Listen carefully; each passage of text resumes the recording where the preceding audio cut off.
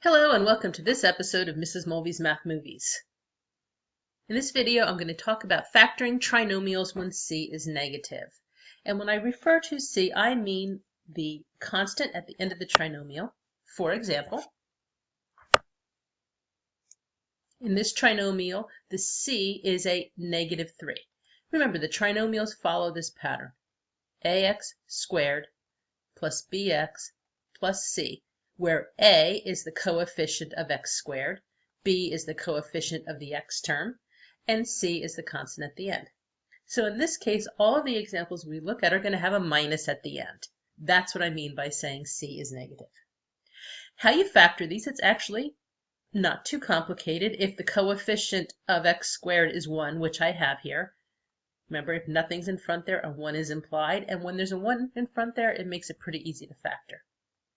You're going to put your parentheses in place because remember, we're going to be factoring this down to two binomials.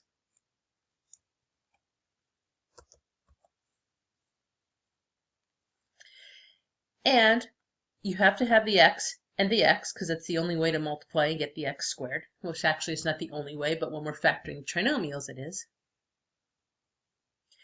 And when you have a minus at the end here, when c is negative, it means you're going to have one addition and one subtraction operation as you factor.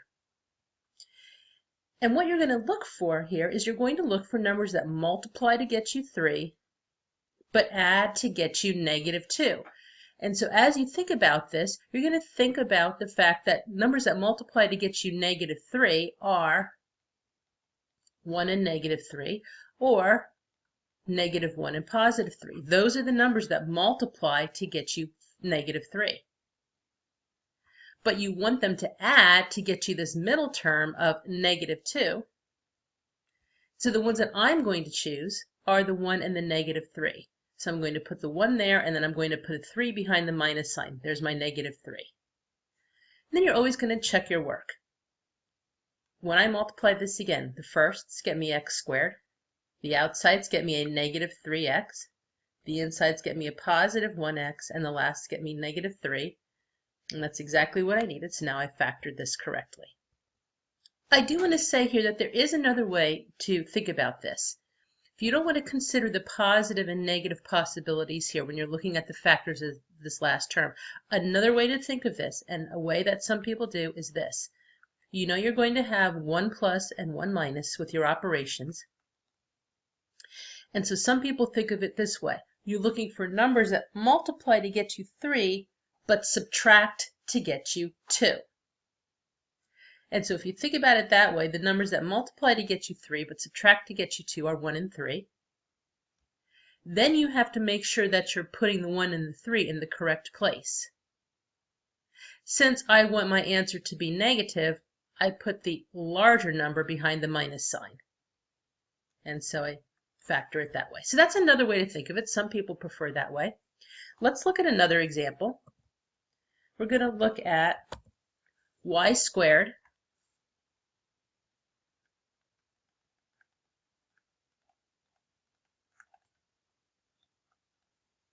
minus 3y minus 10. And so what I'm going to do here is I'm going to show you both of the methods that I just used.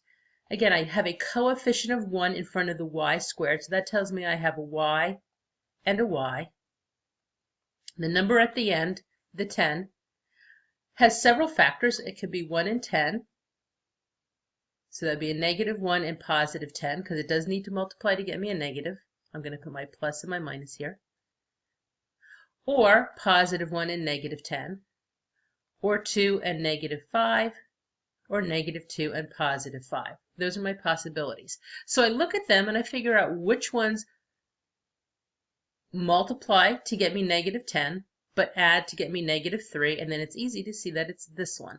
And so I put the 2 behind the plus and the 5 behind the minus, so I have the minus 5. Double check your work, and I'm just going to FOIL this really quickly. Y times y is y squared. Outsides get me negative 5y. Insides get me positive 2y. That's combined to be negative 3y, and lasts get me negative 10. So I'm good to go. Again, the other way to think of that, if you prefer, is this. Again, you put your y plus, y minus. Because this is a minus at the end, you know you're going to have one of each sign when you factor. And then you think about the factors of 1 and 10. I'm sorry, of 10, which are 1 and 10 and 2 and 5.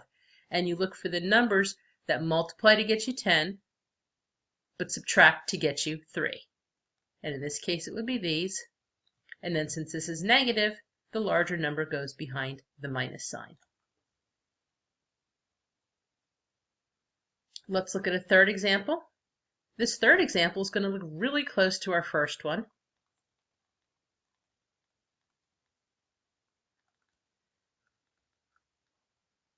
Except it's going to be x squared plus 2x minus 3. So just like before, we're going to have one of each sign, an x plus and an x minus.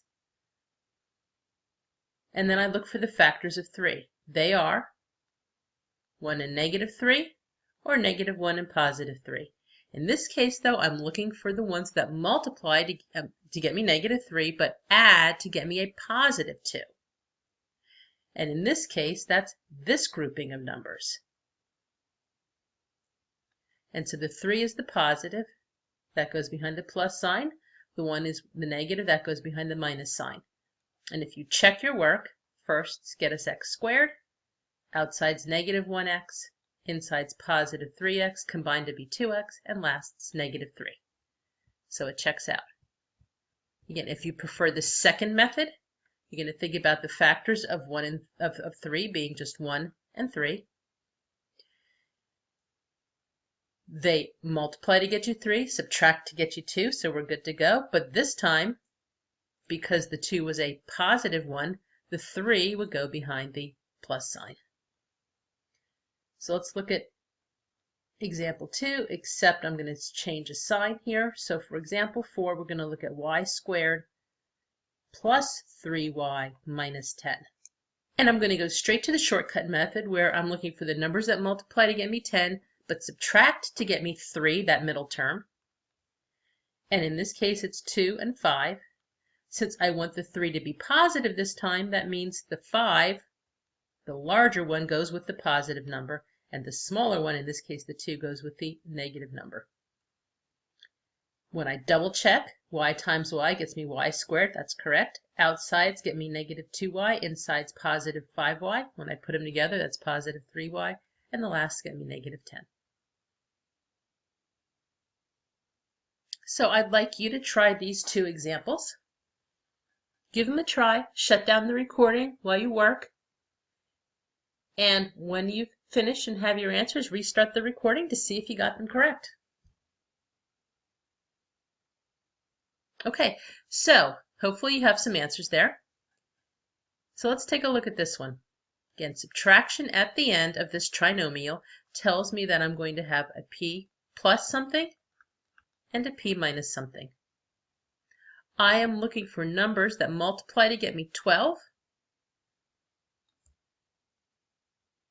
but subtract to get me 4. Let's see, 1 and 12, that's not going to do it. 2 and 6, aha. When I multiply 2 times 6, I get 12. When I subtract them, I get 4. Well, 6 minus 2 is 4.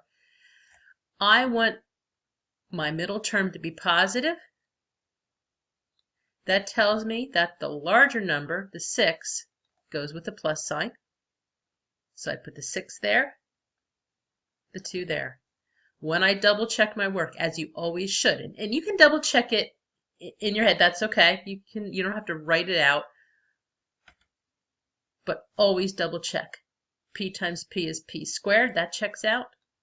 Outsides, negative 2P, insides positive 6P, together 4P. Lasts negative 12 or minus 12, and that's what we have. So we're good to go for that one.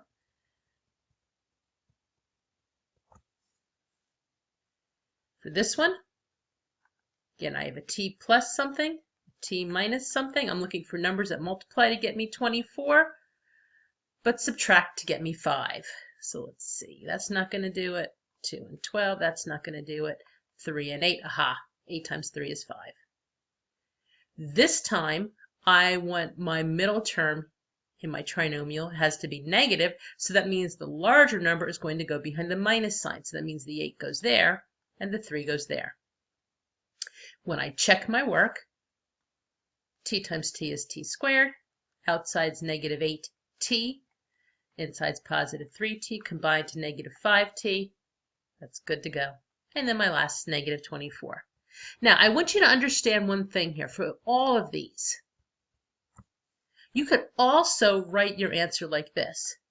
P minus 2 times P plus 6. This is also a correct answer because multiplication is commutative. These two are being multiplied. And so it doesn't matter which factor you have listed first. They're exactly equal to each other. So this is also a correct answer.